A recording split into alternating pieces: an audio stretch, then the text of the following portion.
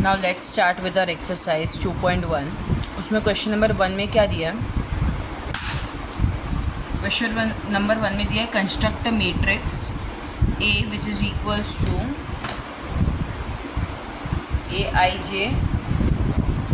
Of order 3/2 उस element Aij is given by. हमें first question में दिया है Aij का एक इक्वेशन दिया है जो है i minus j the whole square upon 5 minus i. ठीक है, हमें एक ऐसा मैट्रिक्स कंस्ट्रक्ट करना है जिसका ऑर्डर 3/2 हो और उसका हर एक एलिमेंट Aij हो। और Aij कैसे मिलेगा?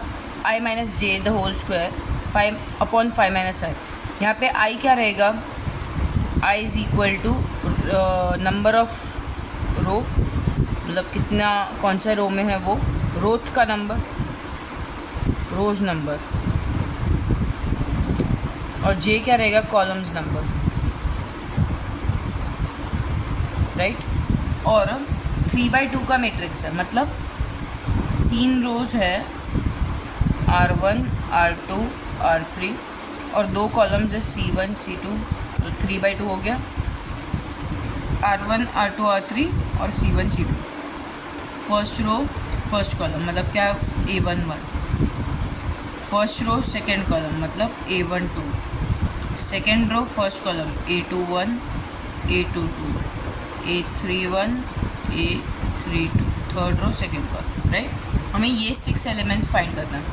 अभी इक्वेशन में A11 फाइंड करने के लिए यहाँ पे आई भी क्या रहेगा? 1, जे भी 1 upon 5 minus 1 1 minus 1 the whole square. ऊपर 1 माइनस 1 हो रहा है ना, मतलब 0 स्क्वायर हो रहा है, न्यूमरेटर 0 आ रहा है, मतलब A11 की वैल्यू क्या रहेगी? 0। वैसे ही A12 में i क्या है हमारा? 1, j क्या है हमारा? 2, i 1 j की जगह पे 2, ठीक है, अपॉन 5 माइनस i मतलब 1। A12 क्या आ जाएगा हमारा? 1 minus 2 minus 1 the whole square 1 upon 5 minus 1 4। यहाँ पे हर एक वैल्यू जो आएगी वो हमेशा पॉजिटिव आएगी, क्योंकि न्यूमरेटर में नेगेटिव होने के बावजूद ब्रैकेट में उसका स्क्वायर हो रहा है और square of any negative number will be positive. फिर A21 मतलब हमारा i क्या है? 2 और j क्या है? 1, 2 minus 1 the whole square upon 5 minus i क्या है यहाँ पे? 2, 2 माइनस 1 द होल स्क्वायर मतलब 2 माइनस 1 1, 1 स्क्वायर 1, 5 माइनस 2 3। A21 क्या आ गया हमारा? 1 अपॉन 3। फिर A22 मतलब i भी क्या है? 2, j भी क्या है? 2, 5 माइनस 2, ऊपर 2 माइनस 2 0 हो रहा है, इसलिए A22 की वैल्यू क्या रहेगी? 0। A31 ठीक है, A31 मतलब i हमारा 3 है, j 1 है, अपॉन 5 माइनस i मतलब 3। A31 क्या हो जाएगा हमारा? 3 माइनस 1 2 स्क्वायर मतलब 4, 5 माइनस 3 2। A31 क्या हो जाएगा हमारा? 2, 2 1 ज़ा 2, 2 2 ज़ा 4, समझा वो, राइट। फिर A32 मतलब क्या कि i मतलब हमारा i 3 है, माइनस j मतलब j हमारा 2 है square upon 5 minus i 3। A32 क्या हो जाएगा? 3 माइनस 2 1, 1 स्क्वायर 1, 5 माइनस 3 2, राइट। अभी हमें एक मैट्रिक्स भी फॉर्म करना है, सिर्फ एलिमेंट से निकालना है। मैट्रिक्स फॉर्म करेंगे तो A is equal to A11 क्या है हमारा? 0, A12 क्या है हमारा? 1/4, A21 क्या है हमारा? 1/3, A22 क्या है हमारा? 0, A31 क्या है हमारा? 2 और A32 क्या है हमारा? 1/2। तो ये एक मैट्रिक्स फॉर्म हो गया ऑफ ऑर्डर वॉट? 3/2, राइट। वैसे ही क्वेश्चन नंबर 1 का सेकंड एंड थर्ड भी करना है, ठीक है। दोनों में एक इक्वेशन दिया है, Aij की इक्वेशन दिया और हाँ दोनों में वही दिया है। हर एक i और j में ये वैल्यूज़ पुट करना। i में अगर A11 फाइंड कर रहे हैं तो i क्या रहेगा? 1 और j भी 1। A12 फाइंड करेंगे तो i क्या रहेगा? 1, j रहेगा 2। A21 फाइंड कर रहे हैं तब आई रहेगा हमारा 2 और जे रहेगा 1, तो वैसे ही सारे वैल्यूज फाइंड करने। 2 और 3 डुएबल है, अगर कुछ डाउट रहेगा तो लेक्चर में पूछना। फिर क्वेश्चन नंबर 2 देखते हैं। क्वेश्चन नंबर 2 में बोला है classify each of the following matrices as row, a column, a square, a diagonal, a scalar, a unit, an upper triangular और लोअर ट्रायंगुलर मैट्रिक्स। ठीक है, अगर आप टेक्स्ट बुक ओपन करोगे तो एक बार टेक्स्ट बुक ओपन करो, because I am not doing this year. First matrix जो है उसमें रुको, I do it your only. First question देखते हैं। इसमें अगर कुछ देखने जाए तो ये 3 एलिमेंट ज़ीरो है ना, और कुछ स्पेसिफिकेशन ऐसे कुछ है नहीं स्पेसिफिक, तो नीचे 3 ज़ीरोज़ है। मतलब जब नीचे का C ज़ीरो रहेगा तब ये क्या टाइप का मैट्रिक्स हो जाएगा? Upper triangular matrix. उल्टा है ना, कॉन्ट्राडिक्टरी। अपर ट्रायंगुलर मैट्रिक्स मतलब क्या? नीचे के 3 ज़ीरोज़, राइट। तो ये हमारा क्या हो गया? Upper triangular. ऑब्जर्वेशन स्किल्स अच्छे होने चाहिए इसके लिए, ठीक है। अब यहाँ पे वर्टिकल लाइन एक ही है, मतलब कॉलम एक ही है हमारा, इसलिए हमारा क्या हो गया? Column matrix. यहाँ पे एक ही हॉरिजॉन्टल लाइन है, मतलब हमारा एक ही रो है यहाँ पे, सिंगल रो, देयरफॉर ये हमारा क्या हो गया? Row matrix. यहाँ पे डायगोनल एलिमेंट्स में कुछ तो है और नॉन डायगोनल एलिमेंट्स ज़ीरो है ना, और डायगोनल एलिमेंट्स जो है वो सेम है। ये कब रहता है? जब डायगोनल एलिमेंट्स सेम होता है और नॉन डायगोनल एलिमेंट्स ज़ीरो होता है। ये एक टाइप का स्क्वायर मैट्रिक्स तो है ही, ठीक है। अगर आपके दिमाग में स्क्वायर मैट्रिक्स आया होगा ये दोनों देख के, ठीक है।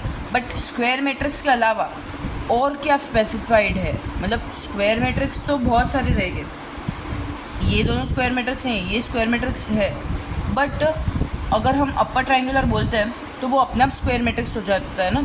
तो हमें सबसे बेस्ट ऑप्शन जो है वो बताना है, सबसे बेस्ट जो इसको डिफ़ाइन कर सके ये वाले मैट्रिक्स को, ठीक है।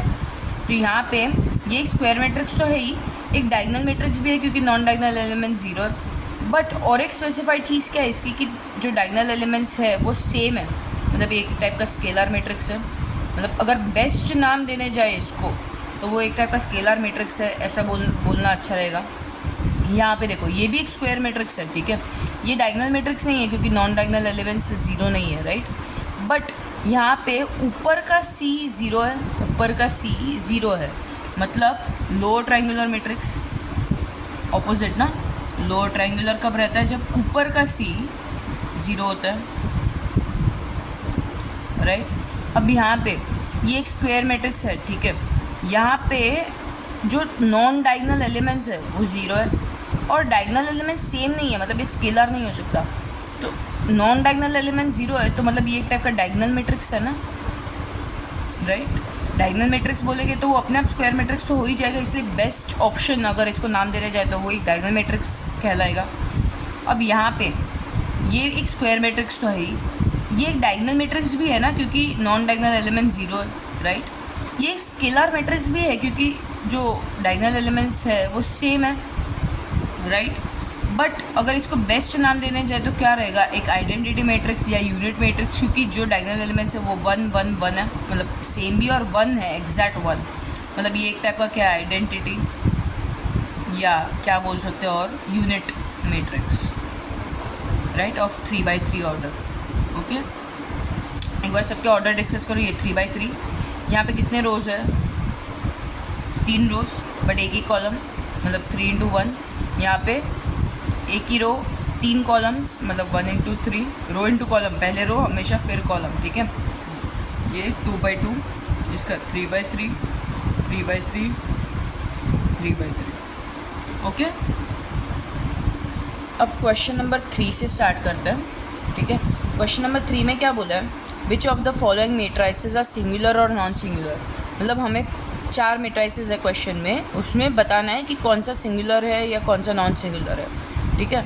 Whether they are singular or non singular. अब सिंगुलर मैट्रिक्स क्या होता है? जिसका डिटर्मिनेंट का वैल्यू 0 है, और नॉन सिंगुलर मैट्रिक्स क्या होता है? जिसका डिटर्मिनेंट का वैल्यू नॉन ज़ीरो है, मतलब ज़ीरो के अलावा कुछ भी हो सकता है, ठीक है। अब फर्स्ट क्वेश्चन देखते हैं। A B C P Q R 2A minus P 2B minus Q 2C minus R, ठीक है। अभी ये वाले क्वेश्चन का हम लोग डिटर्मिनेंट जैसे नॉर्मल जैसे डिटर्मिनेंट निकालते हैं वैसे ही निकाल सकते हैं, राइट। बट अभी तुम डिटर्मिनेंट इसका निकालने जाओगे ना तो बहुत ही लंबा हो जाएगा। इससे अच्छा क्या करो, अभी तुम अगर ऑब्जर्व करोगे तो क्या है यहाँ पे देखो, ए पी है, बी क्यू है, सी आर है। यहाँ पे भी ए पी है, बी क्यू है, सी आर है, राइट। अगर यहाँ पे क्या हो रहा है, A minus P, B minus Q, C minus R, A minus P, B minus Q, C minus R, right. और जो फर्स्ट है ये वाले लाइन के जो वेरिएबल्स है यहाँ पे 2 2 2 लग रहा है। और डिटर्मिनेंट की एक प्रॉपर्टी क्या है, प्रॉपर्टी ऑफ डिटर्मिनेंट,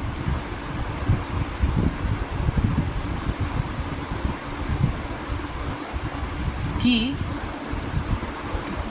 अगर if any 2 rows or columns are identical, ये ऑलरेडी हमने 11 में पढ़ा था, are identical to each other or proportional to each other,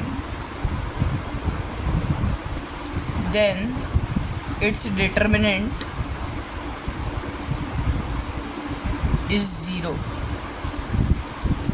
मतलब क्या कि अगर कोई भी 2 रोज या 2 कॉलम्स आइडेंटिकल है एक दूसरे से, मतलब एग्जाम्पल 1 2 3 4 5 6 1 2 3, यहाँ पे रो 1 और रो 3, ठीक है, रो 1 इज़ इक्वल टू रो 3 ना, 1 2 3 1 2 3, ऐसा नहीं चलेगा इधर 3 2 1, ऐसा नहीं चलेगा।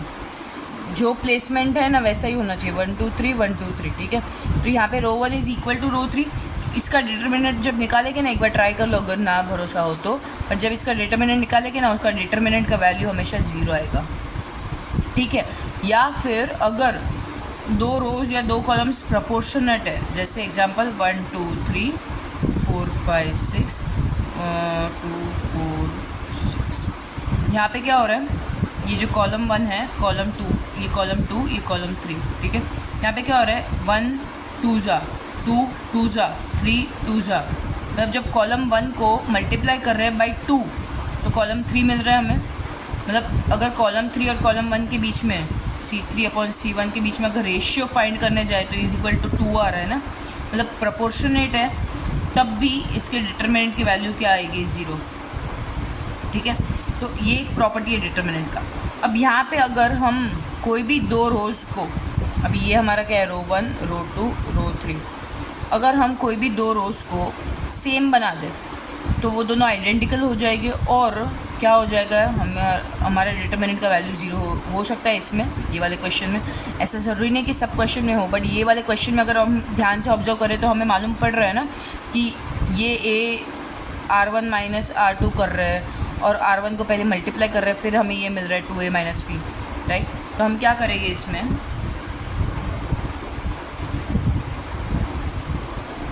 हम क्या करते हैं, R1 को R3 जैसा बनाने का ट्राई करते हैं, ठीक है। तो R1 को R3 कैसे बनाएंगे, पहले तो R1 को यहाँ 2a 2b और 2c हो रहा है ना, तो R1 को मल्टीप्लाई करते हैं, R1 को कैसे चेंज करते हैं, R1 मल्टीप्लाई बाई 2, तो क्या आ जाएगा हमारा,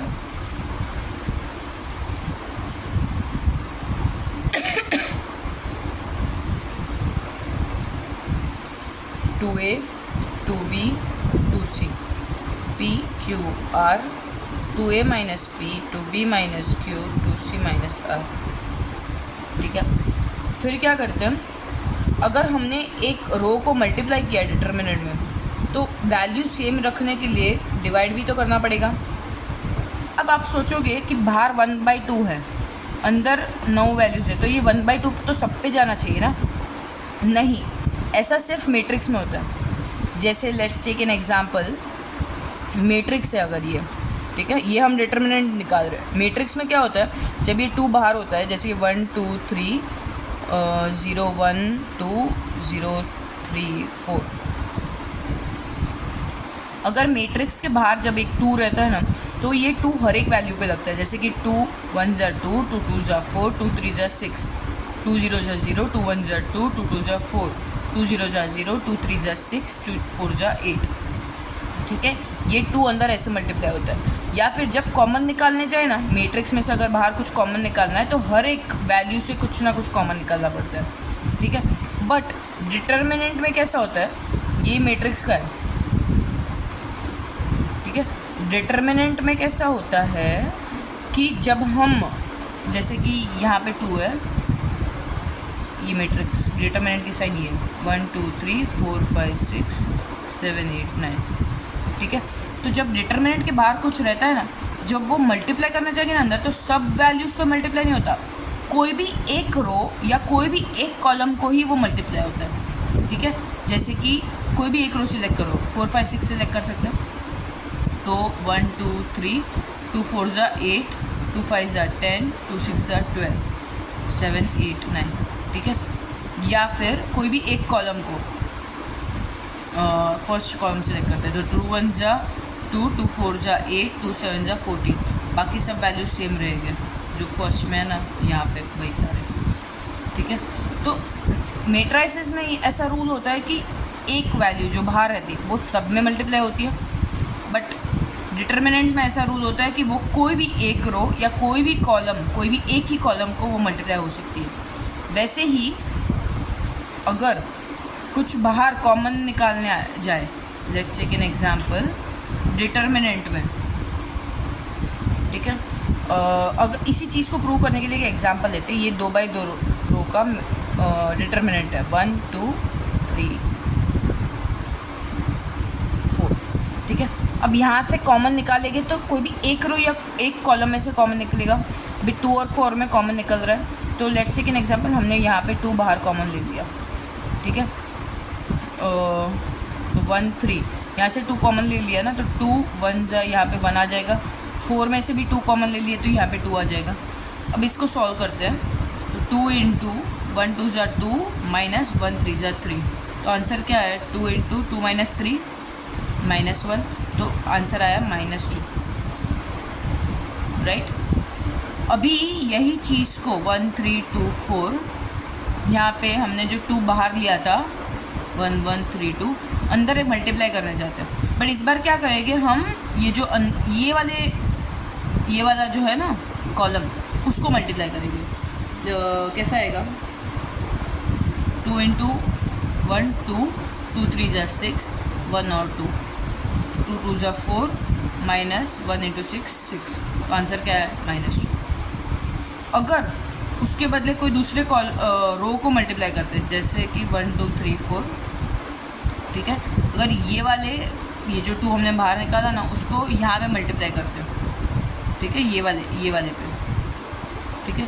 तो कैसा हो जाएगा 2 1 ज़ा 2 2 2 ज़ा 4 3 और 4, ठीक है। नहीं, वेट अ सेकेंड,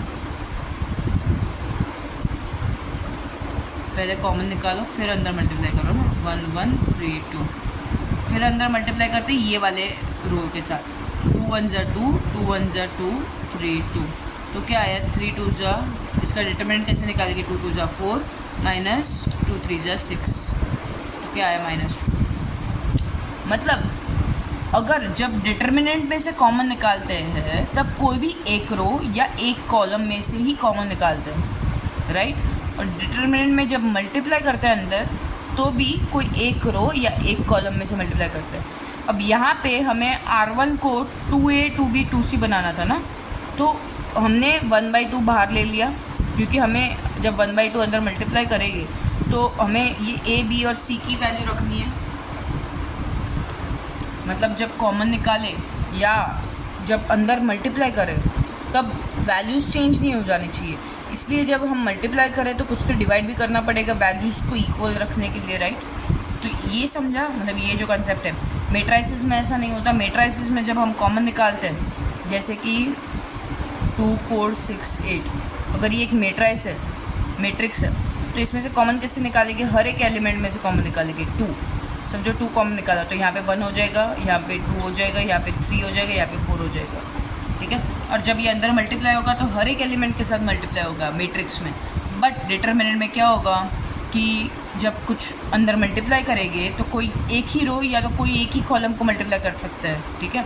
बट जब और कॉमन निकालेंगे तो भी कोई एक रो या तो एक कॉलम में से बाहर निकालना पड़ेगा।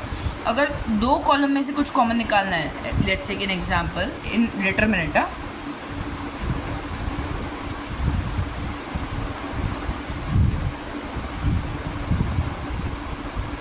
लेट्स टेक एन एग्जांपल, ये हमारा डिटरमिनेंट है, ठीक है, 1 2 3 2 4 6 4 8 12। अब यहाँ से भी 2 कॉमन निकल रहा है, यहाँ से भी 2 कॉमन निकल रहा है, ये वाले रो से भी और ये रो से भी, है ना। तो पहले क्या करेंगे, 1 2 3 एक रो में से निकालेंगे, तो अंदर क्या आ जाएगा, 1 2 2 जा 4 2 3 जा 6, राइट, तो 4 8 12। फिर क्या करेंगे, और एक वापस और एक कॉमन निकालेंगे, ये एक ऑलरेडी था 2 और एक कॉमन निकाल लिया, 1 2 3 1 2 3, यहाँ पे क्या आ जाएगा 2 4 और 6, ठीक है। उसमें से वापस और एक 2 कॉमन निकालना है, तो और एक यहाँ पे 2 आ जाएगा, और यहाँ पे क्या बन जाएगा 2 1 जा, यहाँ पे 4 था ना, तो 2 2 जा और 3, ठीक है, समझा।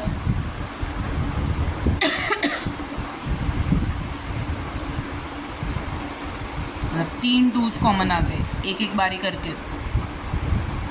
इसलिए जब भी डिटरमिनेंट में से कॉमन निकालना है तो एक रो या एक कॉलम का एक टाइम पे, पूरे में से साथ में एक नहीं निकलता कॉमन। ये बहुत ही इंपॉर्टेंट कंसेप्ट था, ठीक है, ये समझना ज़रूरी था। अब हमें क्या करना है, रो 1 को रो 3 जैसा बनाना है ना, ताकि आइडेंटिकल हो जाए, डायरेक्ट उसका वैल्यू 0 आ जाए।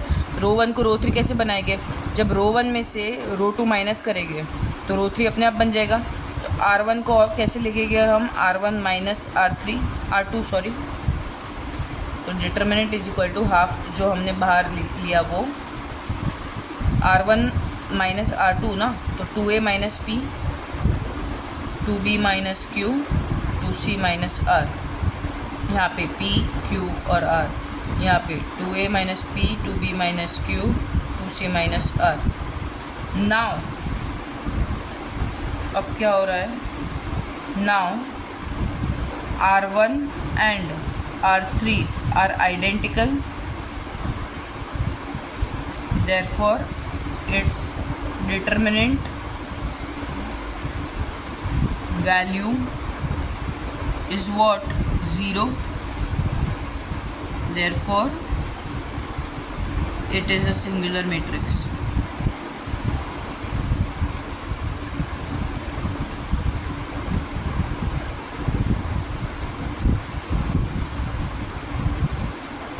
समझा।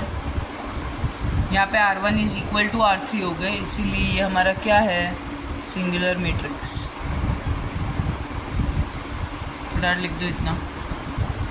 नेक्स्ट है हमारा सेकेंड क्वेश्चन, 5 1 6 0 9 9 9 9 5 1 0 0 1 0 5। अब यहाँ पे भी क्या हो रहा है, अब आप देखोगे 5 + 0 5, 1 + 99 100, 6 + 99 105, राइट, या फिर 5 - 0 5, 100 - 99 1, 105 - 99 6, या फिर 5 + 1 6, 0 + 99 99, 5 + 100 105। मतलब यहाँ पे भी, या फिर 105 - 100 5, 99 - 99 0, 6 - 1 5। किसी भी रो को या किसी भी कॉलम को हम आइडेंटिकल बना सकते हैं ना यहाँ पे भी, बट इस क्वेश्चन में हम नॉर्मली जैसा करते हैं वैसे ही करेंगे, या फिर वैसे ही करते हैं, ठीक है, R1 R2 वाला, ताकि प्रैक्टिस हो जाए। हम लोग क्या करेंगे, क्या करना है, फर्स्ट कॉलम को, सॉरी फर्स्ट रो को हमने रो वाला ऑलरेडी कर दिया ना, तो कॉलम वाला करते हैं, C1 C2 और C3। C1 को नहीं, C3 को C1 जैसा बनाते हैं। C3 C1 कैसे बनेगा, जब C3 में से C2 माइनस करेंगे तो अपने आप C1 बन जाएगा। तो C3 में से जब C2 माइनस करेंगे तो C1 बन जाएगा ना, 5 - 0 करेंगे तो 5 बन जाएगा, 100 में से -99 करेंगे तो 1 बन जाएगा, 105 - 99 करेंगे तो 6 बन जाएगा, राइट। तो 5 1 6 0 99 99 C3 माइनस C2 करना है ना, तो C3 minus C2, 5 minus 0 5, 100 minus 99 1, 105 minus 99 6, ठीक है।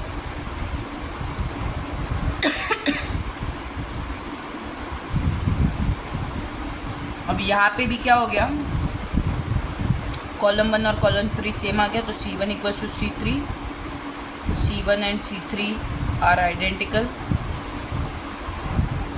Therefore its determinant is what 0, therefore ये एक सिंगुलर मैट्रिक्स हो गया,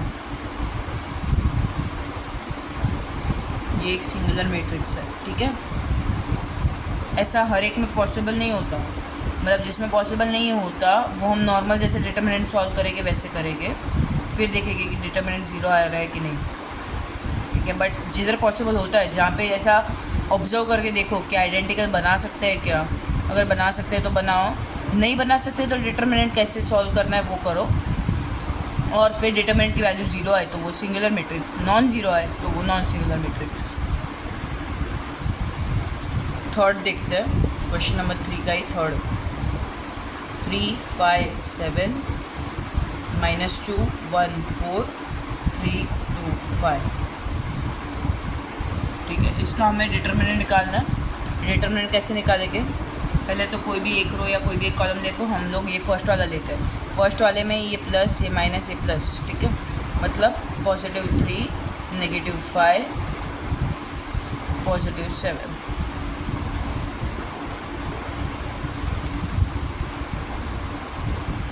अब जब 3 लेंगे मतलब ये और ये लाइन कट हो जाएगा, जहाँ पे भी 3 है वो बचेगा क्या, 1 4 2 5 1 4 2 5, -5 लेंगे मतलब 5 जब लेंगे तो ये लाइन बीच और ये वाला लाइन कट हो जाएगा, बचेगा क्या, ये 4 एलिमेंट्स, तो -2 4 3 5, ठीक है। जब 7 लेंगे तब ये लाइन और ये लाइन कट हो जाएगा, बचेगा क्या, -2 1 3 2 -2 1 3 2, ठीक है। तो डिटरमिनेंट क्या आ जाएगा, +3 मतलब 3, यहाँ पे क्या होगा, ऐसे जाना है ना, क्रॉस ऐसे क्रॉस करते हैं ना हम, ऐसे फिर ऐसे, 1 5 जा 1 × 5 -4 × 2 -5 -2 × 5 -4 × 3 +7 -2 × 2 -1 × 3, ठीक है। तो डिटरमिनेंट क्या आ जाएगा, 3, 5 1 जा 5 -4 2 जा 8 -5 5 2 जा 10 -10 है ना, -4 3 जा 12 +7 -2 × 2 -4 -3, तो डिटरमिनेंट क्या आ गया, 3 × 5 -8 -3 -5 10 -10 -12, मतलब ऐड करेंगे तो कितना आ जाएगा, 22, साइन ऑफ ग्रेटर नंबर +7 -7, तो डिटरमिनेंट क्या आ गया, -9 minus into minus plus 22 × 5 110 plus into minus minus 7 7 49, तो डिटरमिनेंट की वैल्यू क्या आ गई, 52, ठीक है। तो ये 0 है क्या, नहीं ना, is not equal to 0, therefore determinant 0 नहीं आया, इसलिए it is a non singular matrix. वैसे ही क्वेश्चन नंबर 3 का फोर्थ सम करना है, ठीक है, 2x2 मैट्रिक्स है, इजीली सॉल्व कर सकते हो। Now I will go to question number 4। Question number 4 में क्या बोला है, find k if the following matrix are singular. उसका हम थर्ड वन करते हैं, बाकी तो आप खुद से करना। थर्ड वन क्या है, k - 1 3 1 2 1 -2 3 2 और 4, ठीक है। इसमें बोल रहा है it is a singular matrix, मतलब determinant of this is what 0, as it is a singular matrix its determinant is 0 ना,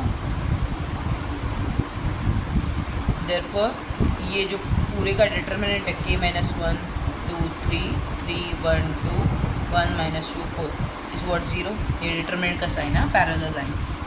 अब इसका डिटरमिनेंट कैसे फाइंड करते हैं, फर्स्ट लाइन लेंगे, राइट, फर्स्ट लाइन में ये प्लस ये माइनस ये प्लस, मतलब k-1 ये पॉजिटिव है, फिर -2 और +3, यहाँ पे क्या आ जाएगा, सॉरी थोड़ा स्पेस कम करते हैं, एक ही बोर्ड में हो जाना चाहिए। k-1 -2 +3, ठीक है। k-1 मतलब ये जब लेंगे तो ये लाइन और ये लाइन कैंसिल हो जाएगी, तो बचेगा क्या, 1 2 -2 4, 1 2 -2 4, ठीक है। और कम स्पेस लेते हैं,